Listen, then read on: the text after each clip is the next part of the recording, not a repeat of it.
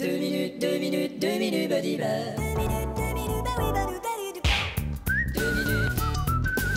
badiba, les 2 minutes du peuple. Un président a la responsabilité de prendre des décisions présidentielles. Bon, quel fer je prends pour ça? Salut Bill. Bon, on est tous là? Bon, vous avez le document devant vous. En première page, vous avez le chiffre de la dette. Oh merde! En deuxième page, vous avez le total du déficit. Oh là là! Et en troisième page, vous avez le montant qu'il nous faut trouver. Antoine, vous voulez bien arrêter de feuilleter votre Playboy? Pardon. Faudra encore monter les taxes. Encore une fois, Non, s'il vous plaît!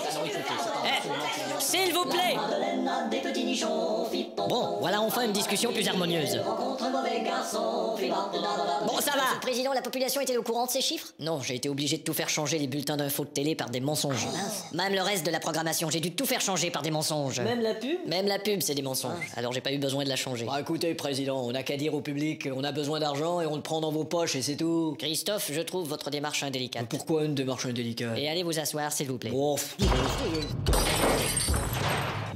Faudra mettre des taxes sur les choses qui n'en ont pas. Il en reste plus, il y a des taxes surtout. Réfléchissons, il y a certainement encore des choses qui n'ont pas de taxes. Tout de suite là? Tout de suite. Ah, il y aurait peut-être... Oui. Non, non. Bon. oh, Oui. non, non. Et si... Oui. Non, non. Bah, Oui. Non, non. Oui. Non, non. Oui. Non, non. On pourrait... Oui. Non, non. Oui. Non, non. Oui. Non, non. Oui. Non, non, non. Oui. Non. Non, non. Bon. Bon, alors il faut augmenter les impôts. On ne cherche plus, Marcel. Finance. Georges, tu veux bien monter les impôts, s'il te plaît? De combien? Bah, juste assez pour pas trop faire crier la population. Bon, tu ouvres la fenêtre? Ouais, attends. Voilà. Je vais essayer 10%. Oh, ça crie trop fort, là. Bon, on y va pour 5.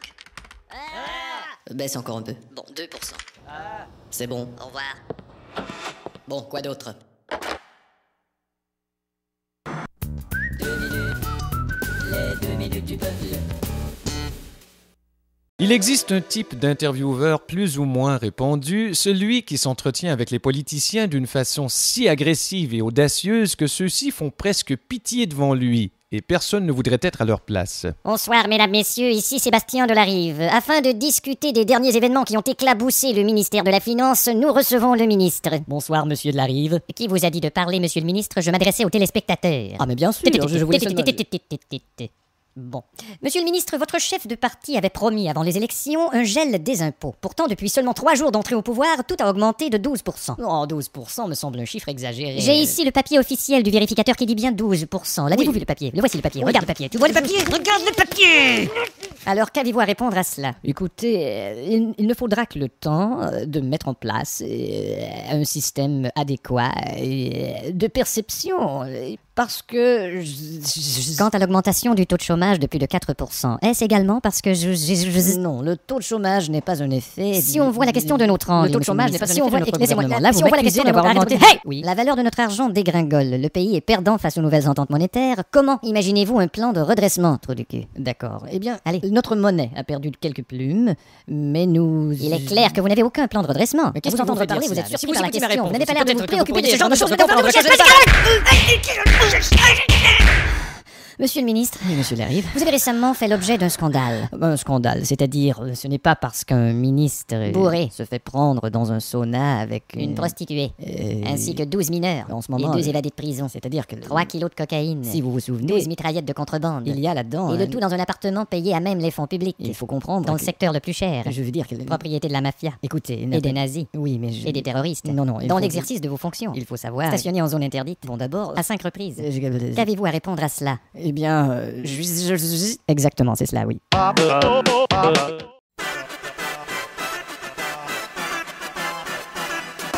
non, oui, c'est le moment de 2 minutes du peuple.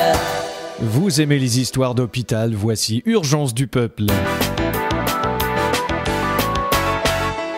Eh Malcolm, Oui, docteur Froudable. vous êtes libre là? Ouais, bon... Il faudrait aller aider le patient de la 43. Vous savez, celui qui a perdu ses 2 jambes. D'accord, et vous n'avez aucune idée où elles sont? Je veux dire, l'aider à s'asseoir dans sa chaise. Ah. Vous savez, c'est un politicien important. Ouais. Il est très amoché. Ouais, Il faudra lui réapprendre à marcher, à manger. Le plus dur, ce sera de lui réapprendre à mentir. Ouais, je sais. Suivez. Merci. Bon.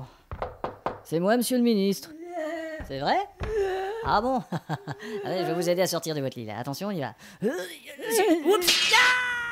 J'oublie toujours qu'un patient amputé de ses jambes est plus léger. Externe. Oui, pourriez-vous sortir vite dehors et attraper le patient qui tombe? Vous dites? Non, ça va, là, non. Qu'est-ce qu'il y a, Malcolm? J'ai fait une connerie. C'est vrai? Allez, venez dehors. D'accord. Allez, dites-moi tout. Figurez-vous que par ma faute, le ministre a fait une chute de 10 étages. Oh, faut pas vous en faire, on est en novembre. Et quel est le rapport? Ça va passer inaperçu. Pourquoi?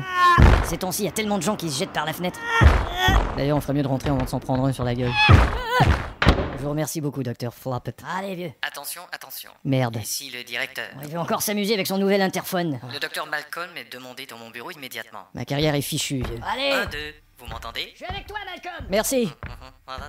Merde. Patate, poil, Qu'est-ce que je vais prendre? pipi. Excusez-moi, mademoiselle. Oui? Où est le nouveau bureau du directeur? Tout le monde m'entend? Vous passez par là. 1, 2, 3. Merci. Je m'en vais voir les petites femmes de Pigalle. Je suis cocu, mais content. Bonjour. Malcolm. Sachez, monsieur le directeur, que je suis confus et que je... Quoi? Je suis confus. Confus de quoi? Le patient par la fenêtre. Quelle passion, quelle fenêtre? Aucun patient, aucune fenêtre, comment allez-vous? Bien, on a un cas spécial en clinique, Malcolm. Quoi donc? Un homme intoxiqué. On a trouvé 22 comprimés de Viagra dans son estomac et un Zeppelin dans son slip. Je m'en occupe. Je voulais aussi vous offrir de vous transférer dans l'aile des maladies intestinales. Oh merde. J'aimerais avoir votre réponse rapidement. Bon, Votre proposition peut la foutre dans le cul. D'accord. c'est assez rapide. J'ai un ami qui est ici pour un examen. J'aimerais que vous vous occupiez de lui. Il est juste en face. Ce sera fait. Merci. Au revoir. C'est ça. Eh ben, je l'ai échappé, belle, hein? Elle avait de tout petits petons Valentine. Bonjour, vous êtes bien l'ami du directeur? Ouais, c'est bien moi. Je suis Malcolm. Gaston. Enchanté. Veuillez retirer votre chemise, s'il vous plaît. Ouais, vous allez me faire dire 33? Non, ça, c'est les méthodes ancestrales. On a évolué depuis. Ah bon? Dites 34. 2 minutes, 2 minutes, 2 minutes, buddy bud. 2 minutes, 2 minutes, 2 minutes, allez, les 2 minutes du peuple. Un gouvernement doit régulièrement faire face à une situation de scandale. Monsieur le Président!